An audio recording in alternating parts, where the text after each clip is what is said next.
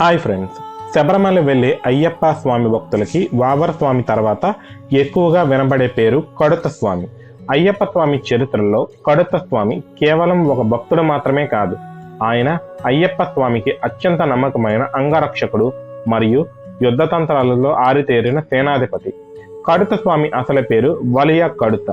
ఈయన కేరళలోని మలబార్ ప్రాంతానికి చెందిన ఒక వీర యోధుడు. ఈయన విలువిద్య, గదాయుద్ధం మరియు కేరళ సాంప్రదాయ యుద్ధ విద్య అయిన కలరియపట్టులో సాటిలేని మేటిలేని యోధుడుగా పేరు పొందాడు.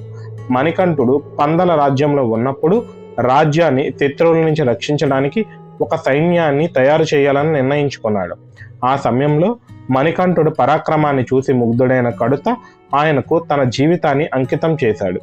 ఒకసారి ఉదయనన్ అనే కరుడుగట్టిన దొంగలముఠ నాయకుడు పంబల రాజ్యంలో ప్రజలను దోచుకోవడానికి ప్రయత్నించినప్పుడు కడుత స్వామి అయ్యప్ప పక్షాన నిలబడి ఆయనతో అజేయమైన పోరాటం చేశాడు.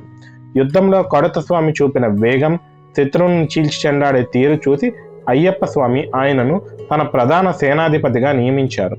అయ్యప్ప స్వామి తన అవతార లక్ష్యం పూర్తయ్యాక శబరిమల కొండపై కొలువుదీరినప్పుడు తన భక్తులను కాపాడటానికి ఒక నమ్మకస్తులైన యోధులను అక్కడ ఉండమని కోరాడు. కడుత స్వామిని 18వ బడి వద్ద కాపలా ఉండే బాధ్యతను అప్పగించాడు. ఆ రోజు నుండి కడుత స్వామి 18 మెట్లకు ఎడమ వైపున చిన్న విగ్రహ రూపంలో కొలువై ఉంటాడు.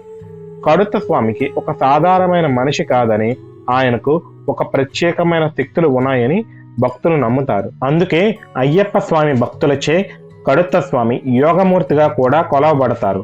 అయ్యప్ప స్వామిని దర్శించుకోవడానికి వచ్చే భక్తులు ఇరుముడితో మెట్లు ఎక్కేటప్పుడు వారి మనసులో కోరికలను, భక్తిని కడుత స్వామి పరీక్షిస్తారని, యాత్రలో ఎటువంటి ఆటంకాలకు కలగకుండా చూస్తారని అక్కడి భక్తుల నమ్మకం. కడుత స్వామికి టపాసులంటే చాలా ఇష్టం.